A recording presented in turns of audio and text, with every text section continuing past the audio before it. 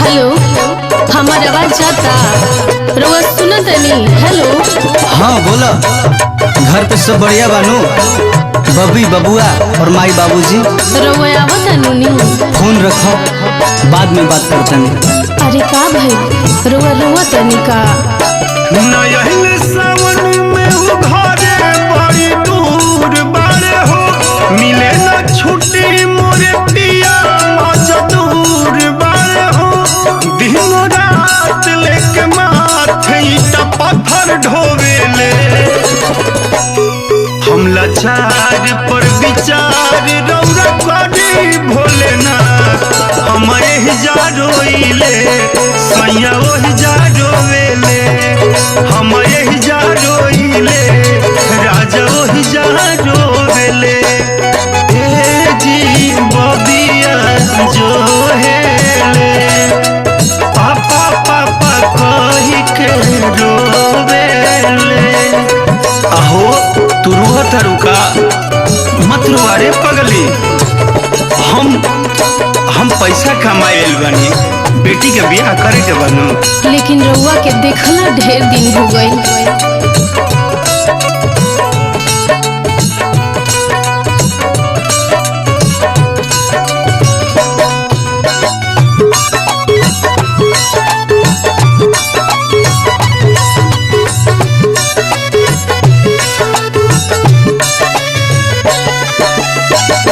कोई के मेहनत आ मजूरी कुछ पैसा आवेला।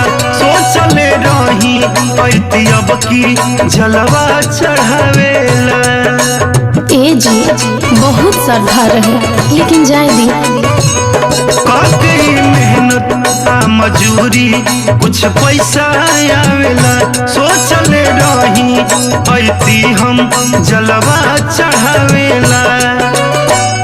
कैसे दुख गाई का सुनाई है सोची रोवेले। हम लाचार पर विचार रौरा करी भोलेनाथ। हम एहिजा रोइले सैया ओहिजा रोवेले, हम एहिजा रोइले सैया ओहिजा रोवेले। हम रोत नहीं की खुशी के आंसू है। सबके देखला बहुत दिन हो गई बा। अच्छा धीरज रखी, बाबा चाहिए तो सब कुछ ठीक हो जाए।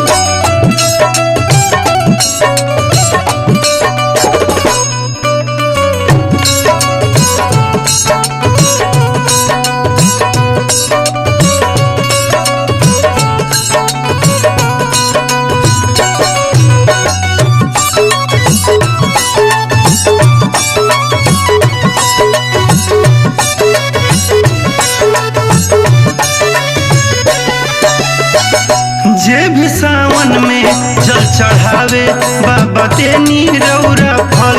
अजय बच्चन तारा केस के हाल नई खे छुपल।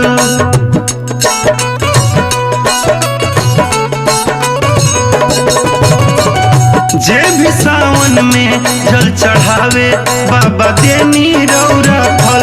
अजय बच्चन तारा केस के हाल नई खे छुपल।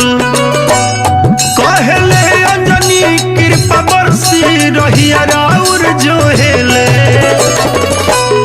हम लाचार पर विचार रौरा करी भोलेनाथ। हम एहिजा रोइले राजा ओहिजा रोवेले, हम एहिजा रोइले सैया ओहिजा रोवेले।